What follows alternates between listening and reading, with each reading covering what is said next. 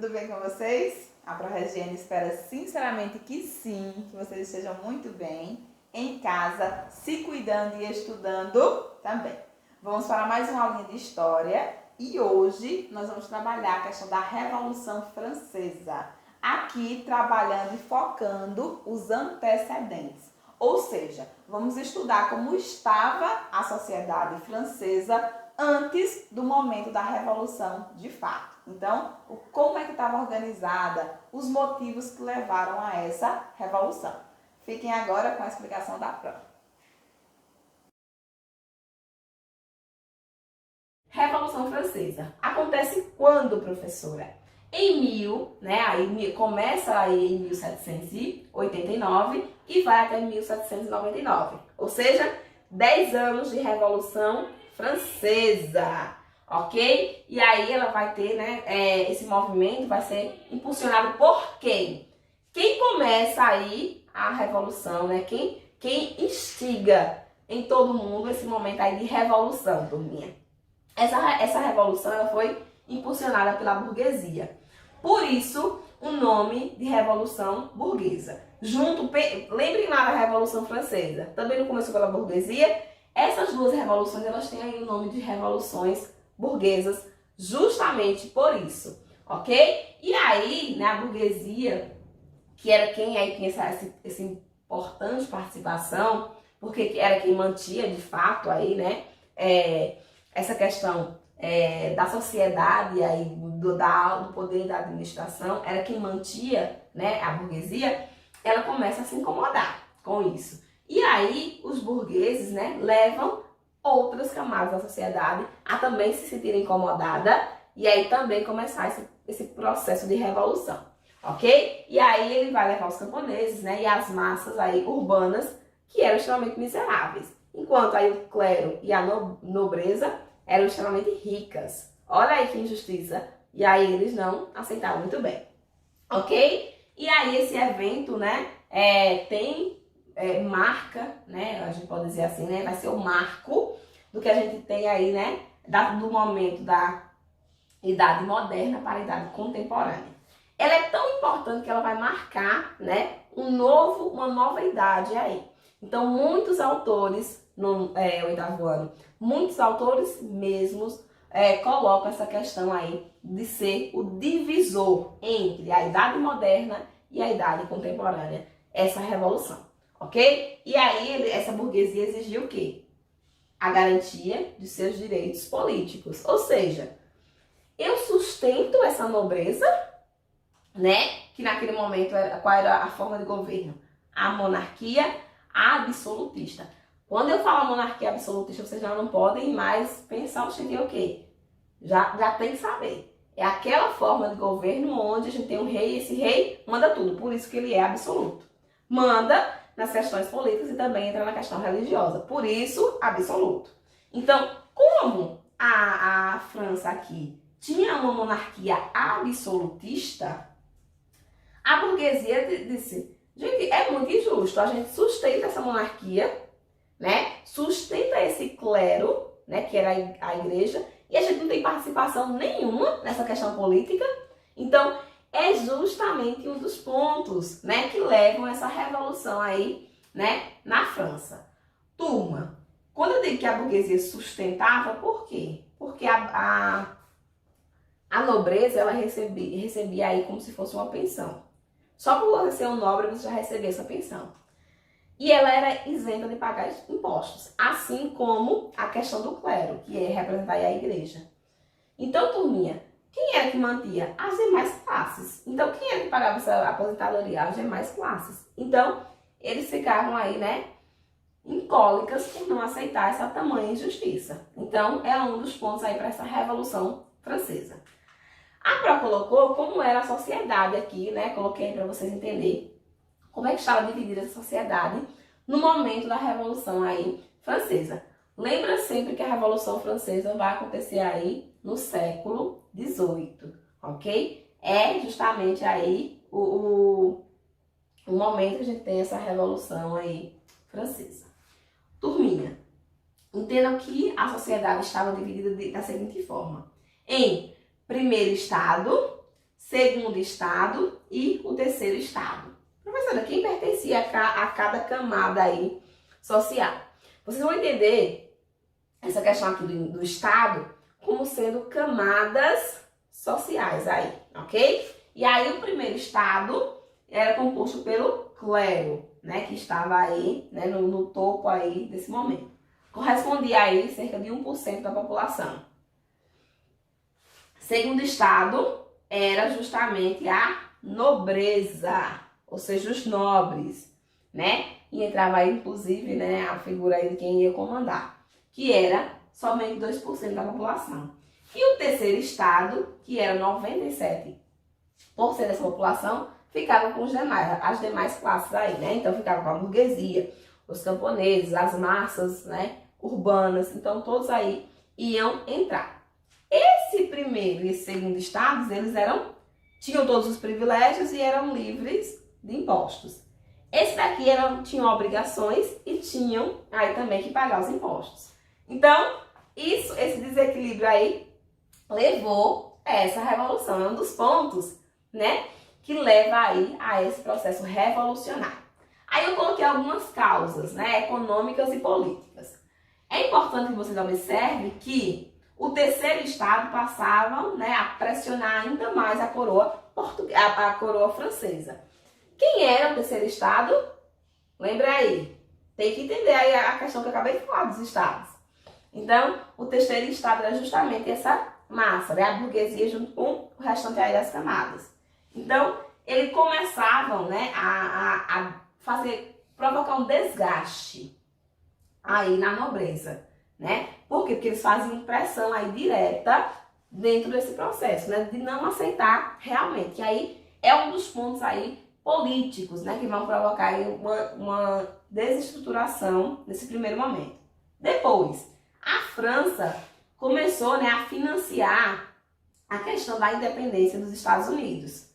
Como ele já tinha, né, uma brigazinha interna, né, Inglaterra, França, a França começou a querer financiar, né, a independência dos Estados Unidos. Que começou não, financiou ainda, né, ainda entrou nesse processo de financiar essa independência dos Estados Unidos, que era uma das principais, né, colônias aí da Inglaterra. Então, olha aí o problema, porque mais dinheiro era necessário para poder fazer esse processo de financiação, né? De financiar. Então, cobrando de quem? De quem? Também da burguesia, né? Então, começou aí também ter uma crise social, porque ele tirava todo o dinheiro que era para manutenção da classe do terceiro estado para poder fazer esse financiamento aí dessa independência dos Estados Unidos. Isso leva o quê?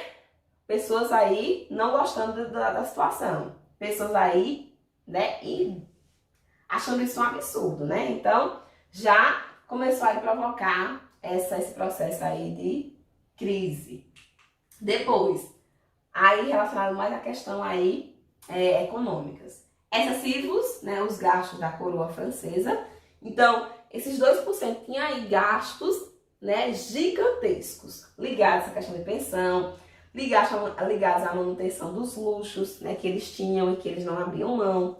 Então, olha o gasto aí excessivo e eles não gostando, né? E começou a ter aqui também, né, como o rei ele era absoluto, ele não precisava, né, dar satisfação a seu ninguém, ele começou aí a fazer aumentos de impostos, cada vez maior esses impostos para manutenção dessas regalias. E a burguesia chegou ao ponto que a burguesia não aceitava mais, né? E também, desse momento aqui a gente tem o início do que a gente pode dizer, do não controle, né, da coroa francesa sobre a insatisfação popular. Então, esse terceiro estado aí chegou no ponto que ele já não suportava mais a forma de governo, né, que estava ali. Porque eles estavam aí extremamente prejudicados, né, com essa forma aí de governo. Turminha, em resumo, a gente teve, né, tantos fatores, né, políticos como econômicos. Então, tratados que eles assinavam aqui, né, com os comerciantes, né, principalmente a questão dos Estados Unidos, né, e a Inglaterra, que faziam aí os produtos, né, que eram vendidos aí na França, chegarem com um preço mais alto, né, para que a comunidade francesa pudesse adquirir, ou seja, o governo não estava aí nem um pouquinho preocupado com essas classes aí inferiores. E fazia de tudo para que eles, né, sempre tivessem aí um grande gasto. E aí levava à miséria da maior parte dessa população. Outra questão era que a indústria, né, na França era muito desvalorizada, muito complicada, não tinha desenvolvimento, né? E aí a burguesia acreditava o quê? Que era justamente essa indústria que ia levar ao poder. Como a gente não tinha um desenvolvimento industrial, outro ponto de insatisfação dos burgueses. A gente está ficando para trás. Então a economia ela vai ser prejudicada se a gente não fizer o desenvolvimento industrial nesse momento. E o rei não estava nem um pouco preocupado em incentivar esse desenvolvimento industrial. E o estopim, né, o fim aí mesmo para a questão da crise de produção agrícola, né, e o aumento populacional. Lembra aí desse momento da Revolução Francesa? A França tinha a maior população do mundo. Ó, perceba como isso mudou hoje, né, minha gente? Né, hoje a França tem aqueles problemas, inclusive, populacionais, né, de perda de população e tudo mais. Mas naquele momento a França tinha a maior população do mundo e não estava conseguindo ter uma produção agrícola que suprisse aí essa questão da alimentação, né? Então faltava a questão aí, né, de plantações e tudo mais, e também muitas plantações perdidas aí, aquelas plantações que eram destinadas à alimentação da população. Ou seja, o rei perdeu o controle e virou aí, né, um grande caos. E aí, turminha, vai provocar essa revolução, né? Esse momento aqui total de estabilidade, que é para estar comentando com vocês, ele vai ser o momento que antecede a grande Revolução Francesa. Vai ser, o que a gente pode dizer, vai ser a justificativa para que tenha essa revolução, ok? E aí, fatores políticos dessa crise, né? A prevalência do rei, o rei não queria ser contestado, não aceitava ser contestado e acabava não ouvindo as demais classes, né? Todos os cargos, né, legislativo, né, judiciário, todos os cargos do governo eram de indicação exclusiva do rei. Então, o rei aí continuava mandando, né? Porque se ele indica quem vai estar ali ao seu lado ajudando, né, quem deveria fiscalizar, ele manda do mesmo jeito, né? Então, o rei aí é sua figura central na sua supremacia. E aos poucos, né, devido à pressão do terceiro estado, né, e à grave crise que a gente comentou, né, econômica e de produção de alimento, né, a gente teve aqui esse começo de pressionamento aí, né, de questionar muito aí o rei. E aí o rei ficou realmente numa saia justa, ok, turminha? Então, aqui vai ser esses fatores políticos, né, atrelar também a questão econômica, sempre, sempre, sempre. Então, o que levou à Revolução Francesa, turminha, todos os fatores que a gente comentou, né, anteriormente, e tudo aquilo que a gente foi fazer debate, né, e a tentativa de uma reformulação fiscal da coroa, né, 2 aninhos antes, né, então em 1787.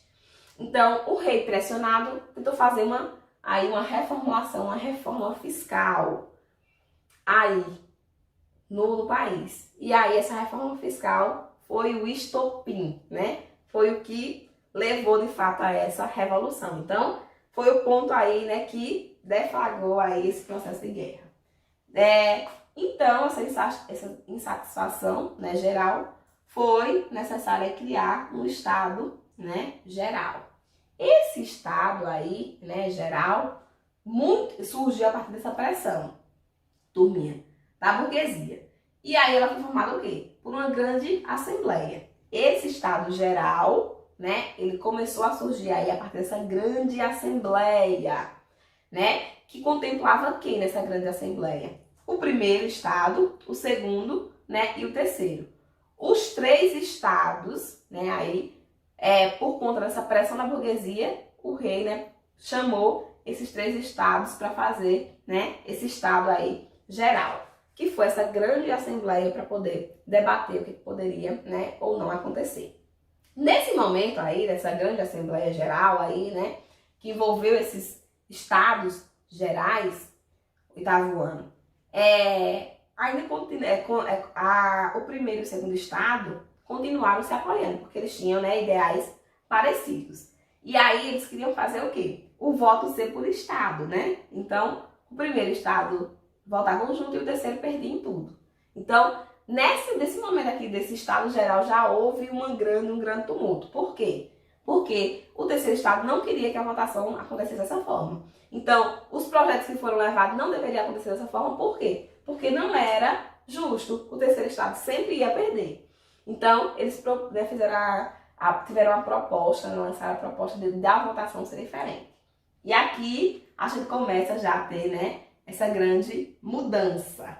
Nesse momento, né, os três estados começam a elaborar um documento, né, que defendia essa liberdade, né, voltada aí tanto individual e coletiva, né, bem como tá mais voltada essa questão da propriedade privada. Não tudo ser aí pertencente ao rei, né, a gente já ter realmente propriedades voltadas que esse dono poderia fazer o que ele quisesse, né, até porque era privado. Então, surge aqui nesse momento os estados gerais, né, dessa grande assembleia aí. E sim, eles conseguiram uma nova forma de voto, né? Então o voto agora passou a ser por pessoa, né, dentro dessa assembleia. Não mais, né, por questão de estado. Então, gente, esse daqui foi o estopim da Revolução Francesa. As características, né, esses 10 anos, como foi de Revolução Francesa, é o assunto para a nossa próxima aula. Então, na próxima aula, né, dentro do que a gente já comentou aqui, dentro do entendimento que vocês já fizeram sobre o que levou a essa revolução, não é isso? A gente vai fazer esse comentário sobre esses 10 anos de Revolução Francesa. Mas já tudo apoiado nessa discussãozinha que a gente fez aqui sobre o que levou. Ok? Oitavo ano? Pronto. Então, a Pro deseja, né, que vocês fiquem com Deus. Um beijo no coraçãozinho, né, um cheiro em vocês e até a próxima aula.